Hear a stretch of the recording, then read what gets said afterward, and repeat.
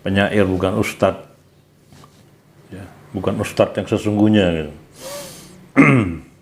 Malah mengarah jadi dajjal.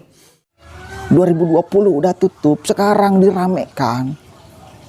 Aneh juga saya. Ada apa di balik desain ini semua?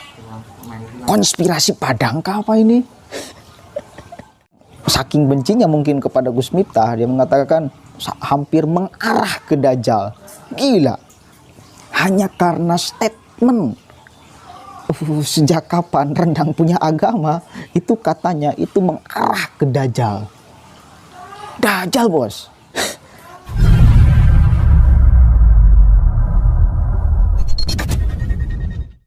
Assalamualaikum warahmatullahi wabarakatuh. Hamdan syukranillah amma ba'd. Sahabat manusia plural yang saya hormati dan saya banggakan. Masalah rendang ternyata masih belum selesai ya. Apalagi kemudian ketika Gus Miftah mengeluarkan pernyataan yang itu sebetulnya menjadi pertanyaan kita semua sebelum Gus Miftah mengajukan pertanyaan itu, yaitu sejak kapan rendang punya agama. Itu pun kan yang saya juga bahas sebelum kemudian Gus Miftah mengeluarkan statement itu, dan banyak orang juga yang kemudian membahas karena menyindir orang yang seolah menganggap bahwa rendang punya agama. Kan itu ya.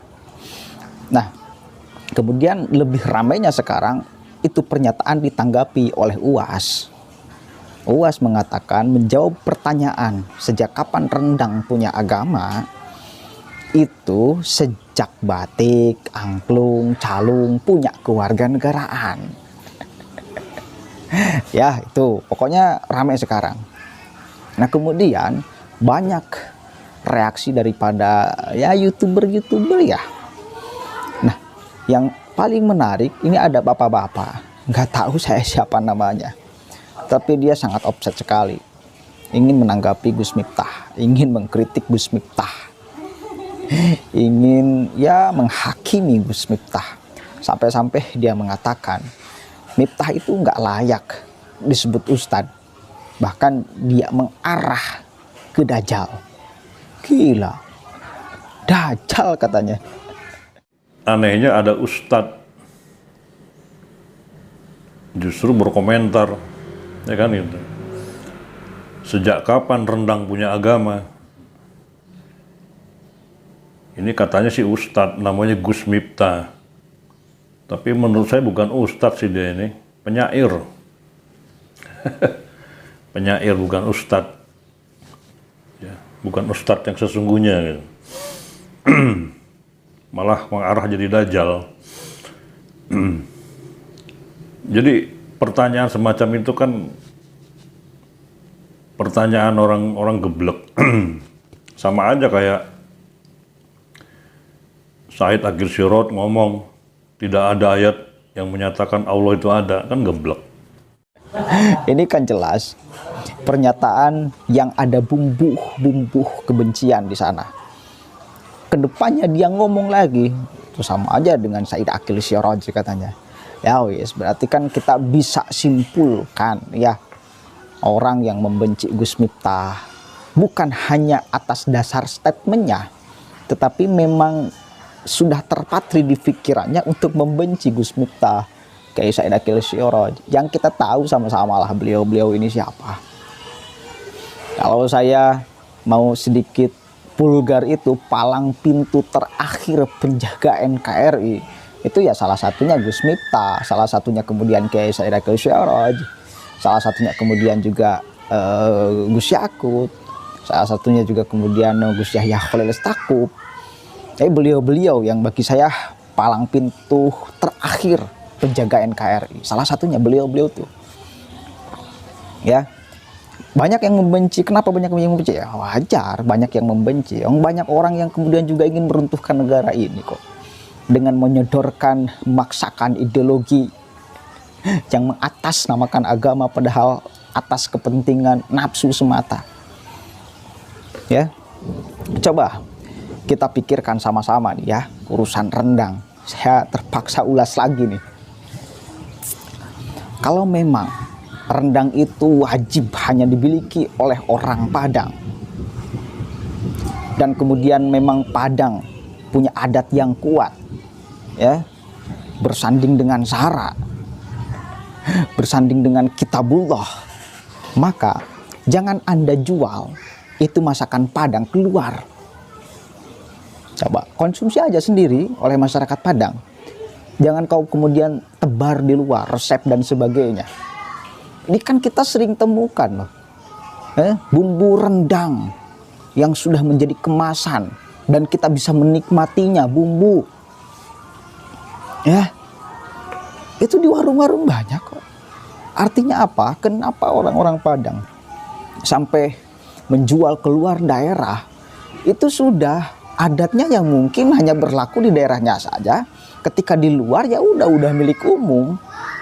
Udah milik umum tuh. Bumbu rendang itu ketika Anda pamerkan keluar, ketika Anda jual keluar, ya udah sudah milik publik. Publik mau kemudian mencampur rendang ini dengan babi, dengan sapi, dengan apapun itu, ya terserah karena Anda sudah menyerahkan bumbu rendang ini ke luar Padang. Paham nggak? Nih, Gus Miftah itu menjawab secara luas karena beliau bukan orang Padang. Sehingga kemudian adat yang bersanding dengan Sara itu tidak berlaku bagi Gus Miftah. Maka dijawablah dengan jawaban itu, sejak kapan rendang punya agama? Karena beliau dari luar Padang, bukan dari orang Padang. Melihatnya dari kacamata yang lebih luas daripada hanya sekedar orang Padang. Bukan kita melecehkan orang Padang, tapi kita pair sebagai sebuah bangsa yang ya heterogen ini, yang berbeda suku, ras, agama, dan budaya. Ini kan kita harus pair. Kalau tidak mau pair, satu kali lagi, Anda hanya konsumsi itu Padang di wilayah Anda sendiri tanpa ada keluar. Masakan Padang itu kan sudah menjamur di mana-mana. Di sini di wilayah saya Ciamis, Tasik, sudah menjamur. Artinya sudah menjadi konsumsi publik, sudah menjadi milik publik itu, termasuk bumbu rendangnya itu tuh. Itu kan logika sederhana. Kemudian dijawab oleh UAS. Sejak batik, angklung, calung punya kewarganegaraan.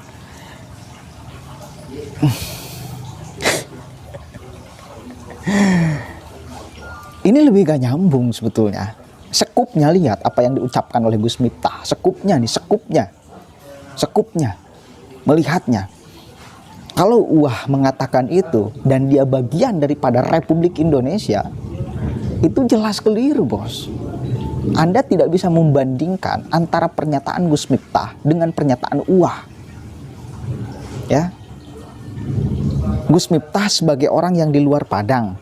Nih, UAH juga sebagai orang yang di luar Padang sebetulnya ya. Tetapi sebagai sesama warga Indonesia itu sama.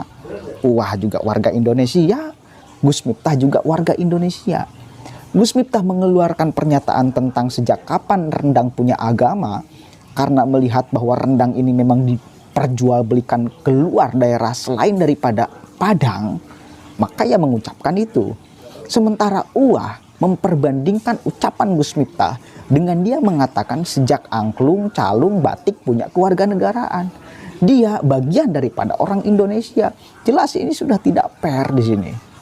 Statement Gus Miftah dengan statement UAH ini dua hal yang berbeda.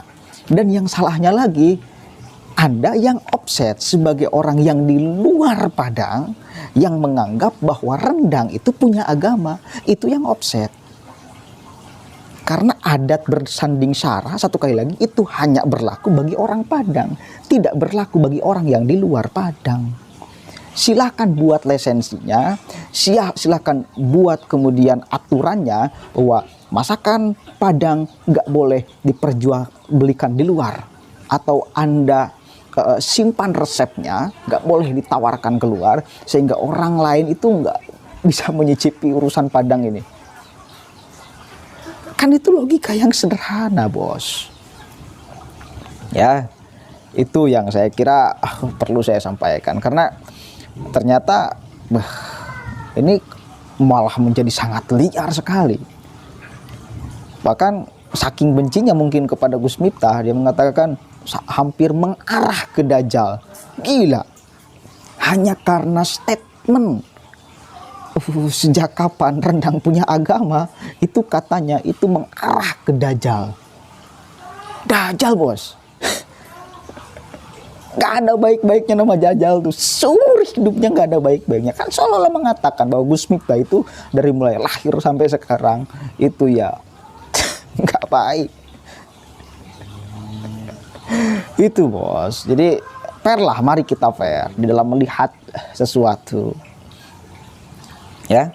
Dan lagian anehnya ini kan nasi padangnya juga sudah tutup 2 tahun yang lalu bos. Kenapa Anda ributkan sekarang? Nasi padangnya itu sekali lagi sudah tutup 2 tahun sebelum viral ini.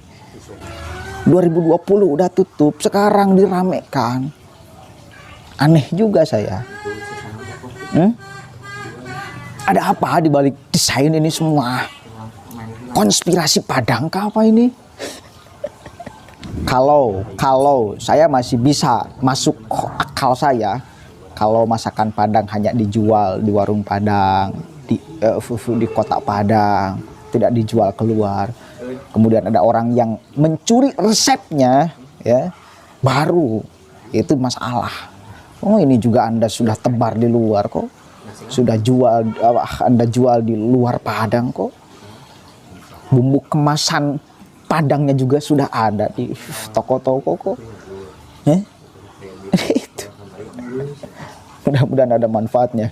Wallahul muwaffiq ila aqwamit thoriq. Wallahu a'lam bishawab. Assalamualaikum warahmatullahi wabarakatuh.